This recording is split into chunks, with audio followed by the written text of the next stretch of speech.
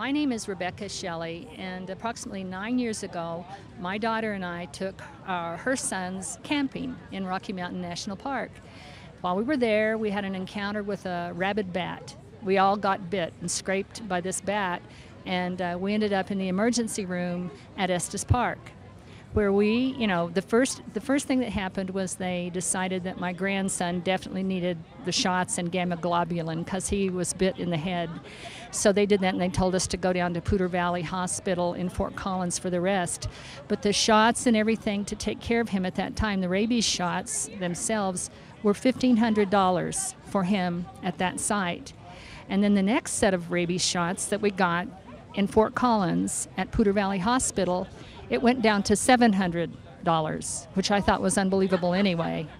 Then my daughter had to travel across country to Savannah, Georgia, where she was staying en route to Germany, where the shot there cost her $300 for her. Each one of them, it was $300 for their shots. They had to have 3 people have them.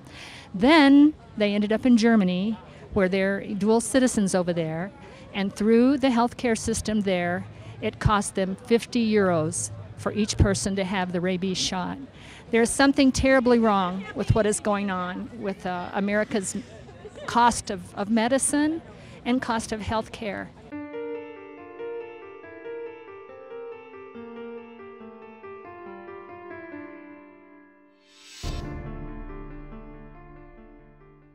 My name is Julie Rowan-Zock.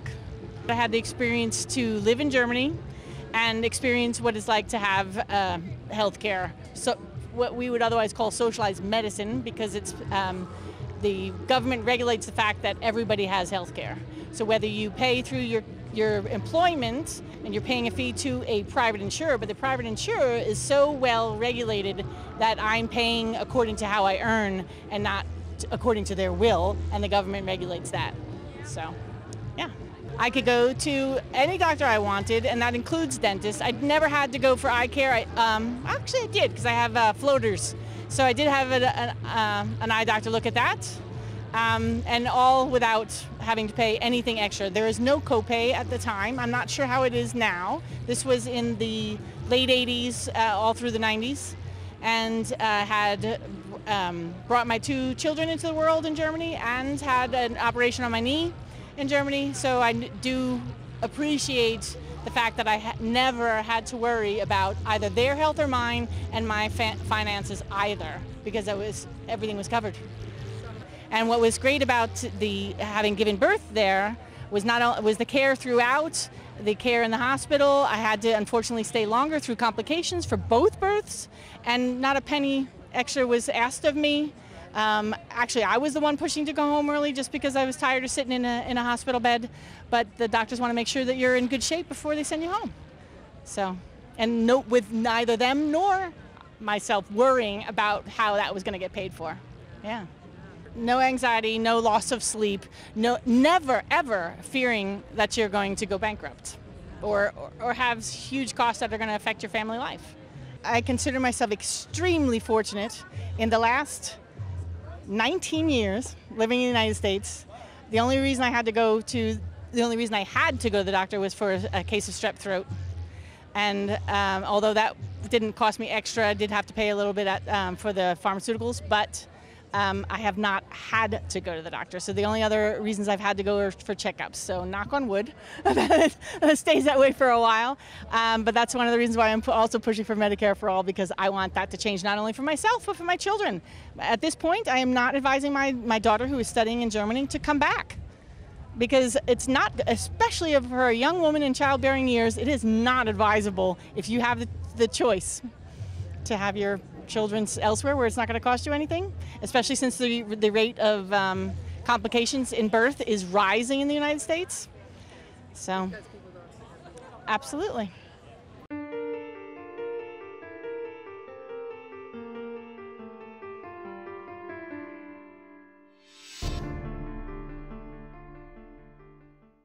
I was receiving through the Obama administration. It was actually Medicare, I think, or Medicaid, one of the two, because I was old enough. But what I found, even with that, was that it kind of went in and out. And I don't know if it meant I was working at the time, but not making enough so that I qualified, but then it seems like sometimes it worked and sometimes it didn't. I made more than once an appointment with the dentist. They're like, yes, you're covered. And then one time I showed up and they're like, you're not covered anymore. And then another time, you know, they called the day before, I'm sorry, but you're no longer qualified. And I don't know, it didn't make sense or rhyme or reason to me what that was about. There was a point that I was looking into going bankrupt, and I had a lawyer advise me, do you have insurance? I was like, no. He goes, don't go bankrupt. He goes, you need to save that in case you have a medical calamity. That was a lawyer advising me that don't, you know, if you're going to go bankrupt, wait until you have a medical calamity. I'm like, okay. So yeah, that's where we're at.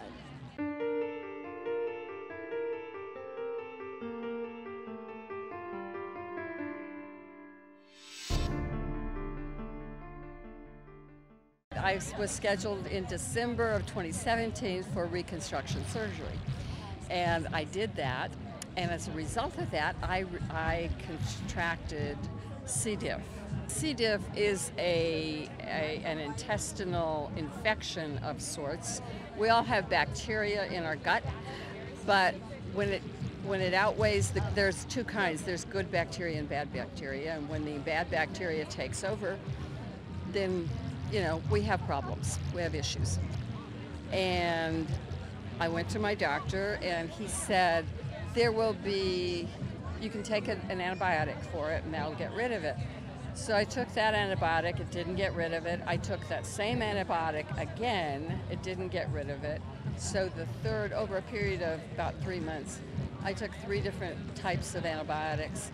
And when the third one, he prescribed the third one, I went in. The first 2, I went in and picked them up at my pharmacist, and they were $8 copay, which was very reasonable. The third one, I went in, and the pharmacist had not yet filled the prescription, and he said, I didn't want to fill it until I talked to you first.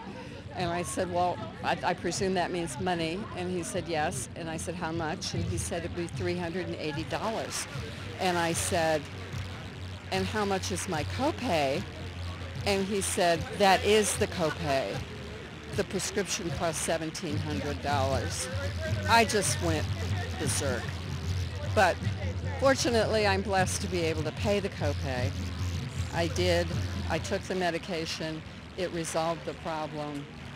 And I was healthy enough by mid-March to go skiing with my grandsons, where I broke my ankle, tore my ACL and MCL, but today I'm walking on 2 feet. I don't have C. diff and life is good. Thank you.